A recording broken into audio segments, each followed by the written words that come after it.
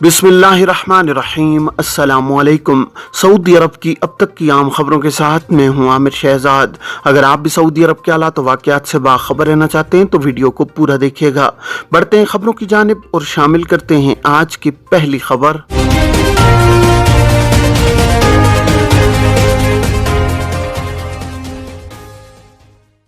Saudi अरब में वीज़ों के नए तरीक़ाकार की मंजूरी। सऊदी अरब में विजिट और ट्रांजिट वीज़ों के नए तरीक़ाकार की मंजूरी दे दी गई है। इस हवाले से जद्दा में सऊदी फरमानरवा शाह सलमान बिन अब्दुल अजीज़ की ज़ेर सदारत सऊदी काबीना का इजलास हुआ, जहां इसकी मंजूरी दी गई है। सऊदी काबीना के मुताबिक पासपोर्ट पर स्टिकर के बजाय ई वीज़ा जारी होगा, जिस पर QR कोड होगा। सऊदी दफ्तर खारजा ने विजिट और ट्रांजिट वीज़े के लिए पासपोर्ट पर स्टिकर की जगह QR कोड इस्तेमाल करने की हिदायत जारी कर दी हैं। नए निजाम के मुताबिक विजिट या ट्रांजिट वीजे की कार्रवाई कराने वाले के पासपोर्ट पर स्टिकर के बजाय ई वीजा जारी होगा, जिस पर QR कोड होगा। दफ्तर खारजा का कहना है कि यह फैसला मुलाजमत, इकामा और विजिट वीजों का नया सिस्टम मुतारिफ कराने वाली पॉलिसी के तहत किया गया है। वजारत खारजा चाहती है कि इसकी कौंसलर खिदमात म्यारी और मोतबर हों। सऊदी दफ्तर खारजा ने बयान में कहा है कि पहले मरहले में ई वीजा सिस्टम 7 ममालिक में नाफिज किया जा रहा है। मुत्तहिदा अरब अमारात, उर्दन, मिस्र, बांग्लादेश, इंडोनेशिया, इंडिया और फिलिपाइन में मुलाजमत, इकामा, विजिट और ट्रांजिट वीजे ऑनलाइन जारी किए जा रहे हैं। सऊदी अरब में डिजिटल खिदमात का दायरा वसी होने के बाद सरकारी मामलात आसान हो गए हैं। इनमें इकामों का इजरा, तजदीद, खुरूज ओहदा, खुरूज निहाय, ड्राइविंग लाइसेंस की तजदीद के अलावा गाड़ी के मलकियती कार्ड इस्तेमारा की तजदीद और दीगर मामलात शामिल हैं। डिजिटल सर्विसेज से कबल सरकारी मामलात के लिए जवाजात और दीगर दफातर से रुजू करना पड़ता था।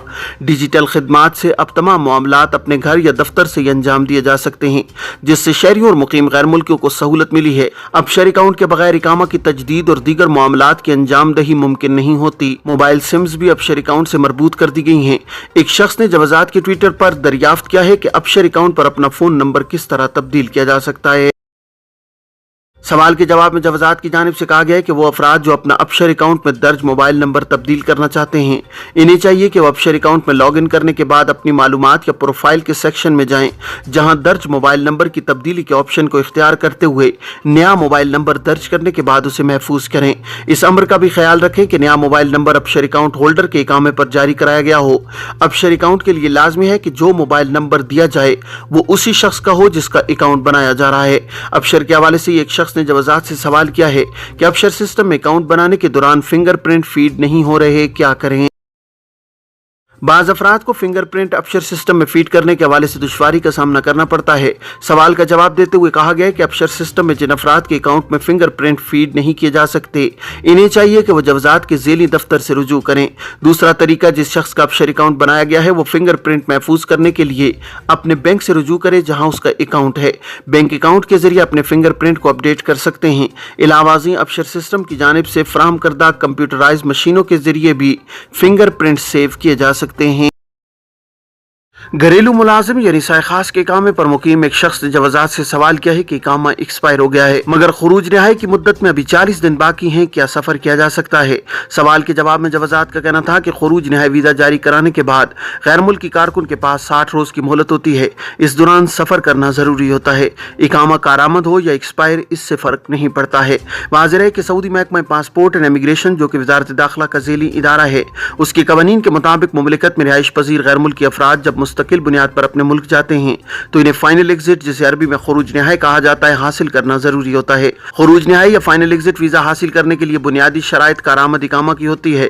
ताम इसके लिए जरूरी नहीं कि इकामा की मुद्दत 2 माह से जायद हो। अगर इकामा की मुद्दत में कुछ दिन भी बाकी हो तो जवाजात से फाइनल एग्जिट वीजा हासिल किया जा सकता है।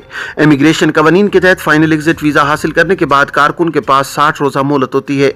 मोहलत के इख्तिताम से कबल कारकुन के लिए लाजमी है कि वो मुमलिकत से एग्जिट कर जाए।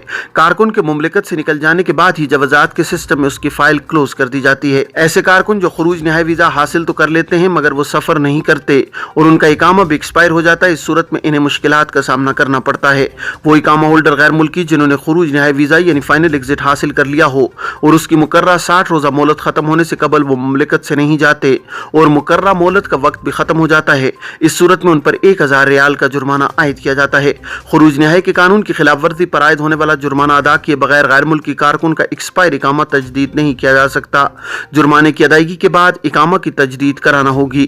تاہم مقررہ 60 روزہ مہلت ختم ہونے اور خروج نائے پر سفر نہ کرنے والے غیر ملکی کارکن کا اقامہ ایکسپائر نہ ہونے کی صورت میں صرف جرمانے کی مد میں 1000 ریال ادا کیے جائیں گے۔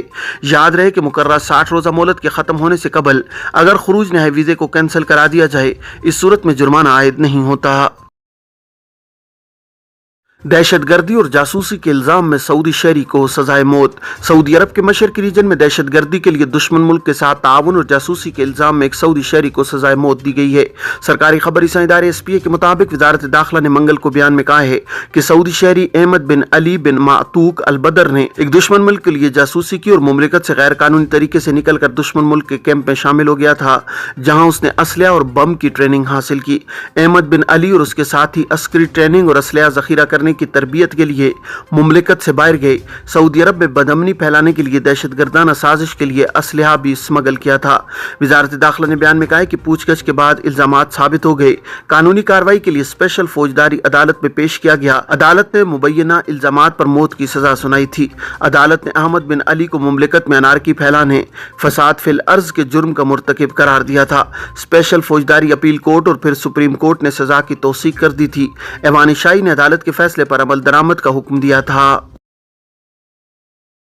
لیبر کیمپ میں چھت گرنے سے ایک شخص ہلاک، متعدد زخمی۔ باہا میں واقع لیبر کیمپ میں چھت گر گئی ہے، جس کے باعث ایک کارکن ہلاک جبکہ متعدد زخمی ہوئے ہیں۔ سبق ویب سائٹ کے مطابق محکمہ شہری دفاع نے امدادی کام شروع کر دیا ہے۔ محکمہ شہری دفاع نے کہا ہے کہ زخمیوں کو نکالنے کا عمل جاری ہے، جبکہ ان کی صحیح حالت کے بارے میں بعد ازاں اعلان کیا جائے گا۔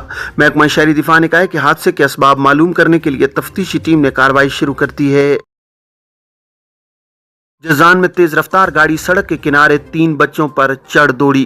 سعودی عرب کے جنوب مغربی علاقے جازان میں تیز رفتار گاڑی سڑک کے کنارے کھڑے ہوئے 3 بچوں پر چڑھ دوڑی اور واقعے کی ویڈیو سوشل میڈیا پر وائرل ہے۔ العربیہ نیٹ کے مطابق ویڈیو میں دیکھا جا سکتا ہے کہ ایک بچہ گاڑی کے نیچے آنے کے باوجود بچ گیا، دوسرے بچے بھی محفوظ رہے۔ ویڈیو میں بچے کو اسپتال لے جاتے ہوئے بھی دکھایا گیا ہے۔ گاڑی کے نیچے آنے والے بچے کے سر پر پٹی بندھی ہے اور اس کا ہاتھ بھی زخمی ہوا ہے۔ سوشل میڈیا پر ویڈیو شیئر کرنے والے شہری نے کیپشن میں لکھا ہے کہ یہ بچہ عبداللہ ہے جو گاڑی کے نیچے آیا مگر بچ گیا۔ 2040 تک 1 کروڑ 20 لاکھ سے زائد زائرین مدینہ منورہ آئیں گے۔ سعودی عرب کے 13 ریجنز میں مدینہ منورہ چوتھا بڑا شہر ہے۔ اس کا نمبر ریاض، جدہ اور مکہ مکرمہ کے بعد آتا ہے۔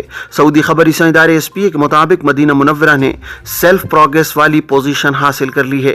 آئندہ 30 برس کے دوران مدینہ منورہ میں بڑے پیمانے پر ترقی ہوگی۔ اس کی مستقل آبادی 2.06 ملین تک پہنچ جائے گی۔ 2040 تک یہاں سالانہ زیارت کے لیے آنے والوں کی تعداد 12 ملین کے لگ بھگ ہوگی۔ مدینہ منورہ ڈیولپمنٹ اتھارٹی کے ماتحت تمدنی امور کے نگران ادارے نے 2023 کے حوالے سے مدینہ منورہ کے بارے میں جائزہ رپورٹ پیش کی ہے۔ رپورٹ میں بتایا گیا ہے کہ مدینہ منورہ شہر کی ترقی عموماً پورے علاقے پر اثر انداز ہوگی۔